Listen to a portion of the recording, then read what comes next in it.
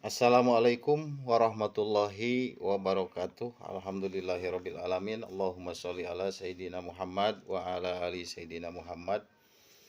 Wilujeng tepang deui di channelna Sukalillah Multi channelna kajian kitab Safinah belajar bab wudu jeung salat.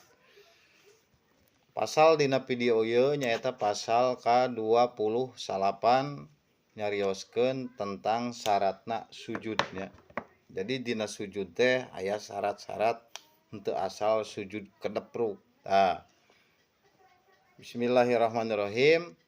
Paslun ari eta hiji pasal surutus sujudi ari pirang-pirang syaratna sujud sab'atun eta aya 7. Jadi syarat sujud teh aya 7. Urang keperyogi uninga. Nu 7 teh hiji ayat juda yen sujud si jalma ala sab'ati a'doin ku 7 pirang-pirang anggota sujud. Jadi kahiji syaratna teh dina sujud teh kudu pake 7 anggota. Nah, anu komplitnya 7 anggota teh anu komplit. Aya nu memang sebagian teu bisa pake 7.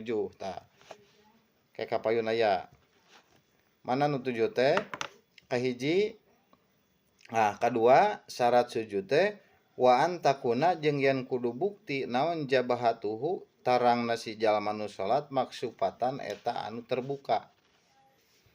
Syarat sujud anu kadua teh nyaeta kudu terbuka tarang. Jidat tarang teh. Nu kieu. Jadi ieu teh ulah katutup kieu tapi kudu terbuka. Kitu tah. Mun salat teh. Jadi si ieu teh kudu kasujudan. Kadua tah. Bahkan lamun istri pake mukena eta buuk salambar ngahalangan itu ulah, tapi buuk salambar ge ulah kahalangan. Sabab lamun aya buuk berarti si tarang ieu kahalangan ku salambar buuk. Kudu terbuka. Tuh. Bapak-bapak mun pake peci ulah sampai ka kahareup teuing. Si naonna teh kopiahna teh. Nah, kedua tah anu katilu. Ayeuna syarat anu katilu. Aduh, hese ieu Nah, begitulah ya. Supaya beres. Nah, kieu.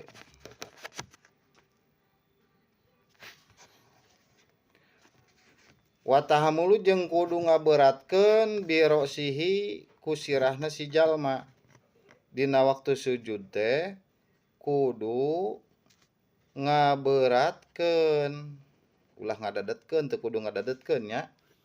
Kana sirah. Jadi ulah ditahan ku ieu sujud teh. Kudu keuneuy sina saberatna kitu. Da sanes bade push up urang teh bade sujud ka Gusti. Itunya.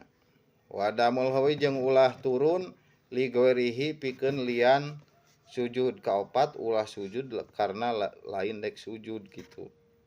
Ulah turun bahasana. Kajaba pikeun sujud. Cokelah mah ditulis di bumi supaya jelas mah.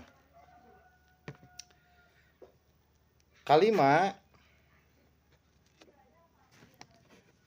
wa alayas juda jeung yen ulah sujud si jalma ala sayin kana hiji perkara. Ya taharoku anu usik itu perkara biharkatihi ku usikna si jalma. Ulah sujud, kitu tah. Ulah sujud kana perkara anu usik. Anu usik ku usikna nu salat. Mun urang usik, manehna milu usik tah ulah kasujudan. Contoh, sorban. Terus nanti mukna.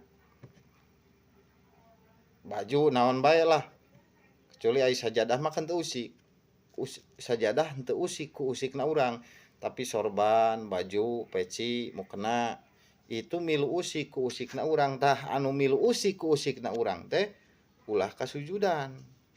dak ulah kana perkara anu usiku usikna si jalma kitu we para wargi sadayana da ieu mah tulisan dokter sok sing sarai di bumi mah supados jelas kitunya. Kagenep wartipa wa aspalihi asapilihi jeung ngangkatkeun handapna si jalma ala alaihi ala alaihi wartipa asapilihi jeung ngangkatkeun handapna si jalma ala alaihi kana luhurna si jalma. Jadi dibalik bahasana urang bahasa Sundakeun we nu luhur kahandapkeun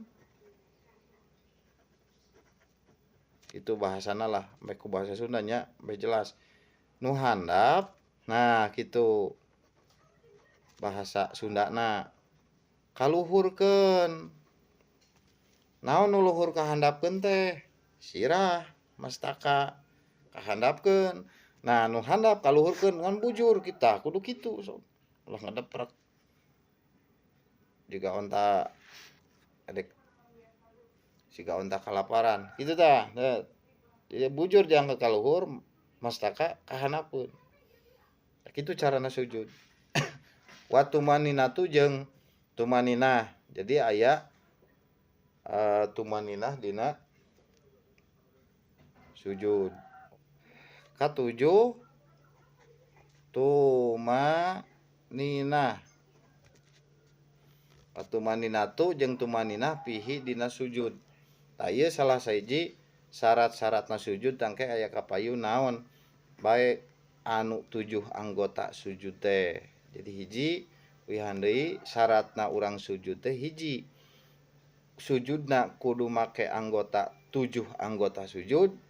Kadua tarangna kudu terbuka. Katilu kudu ngaberatkeun kana saberatna sirah. Kaopat ulah turun pikeun lian sujud. Kalima ulah sujud kana perkara nu usik ku usikna urang. Kagenep anu luhur dikahandapkeun nu handap dikaluhurkeun. Katujuh tumaninah. Tah para wargi sadayana eta sakitu pasal ka-28 tentang syaratna sujud. Tah insyaallah pasal nu salajengna nyaeta anu jadi anggota-anggota sujud dina pasal anu ka-30. Dicekapeun sakitu. Hatur nuhun, dukung terus Sukalillah Multi Channel. Like, share, mudah-mudahan manfaat kanggo papada kaum muslimin anu memang meriyogikeun kana petunjuk-petunjuk prak-prakana urang ngalaksanakeun netepan ibadah ka Allah Subhanahu wa taala. Wassalamualaikum warahmatullahi wabarakatuh.